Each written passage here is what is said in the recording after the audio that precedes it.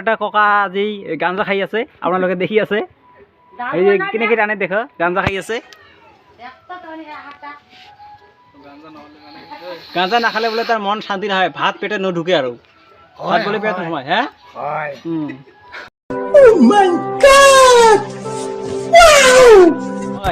গাঞ্জা নাখালে কেইদিন থাকিব পাৰিবি? মেলা দিন থাকিব, আগত তো থাকিব নিবাৰে। বয়স প্ৰায় 100 বছৰ পাৰ হৈছে, এতিয়াও গাঞ্জা খাই থাকে। আপোনালোকে দেখি আছে, গাঞ্জা খোৱা বডি এইটো।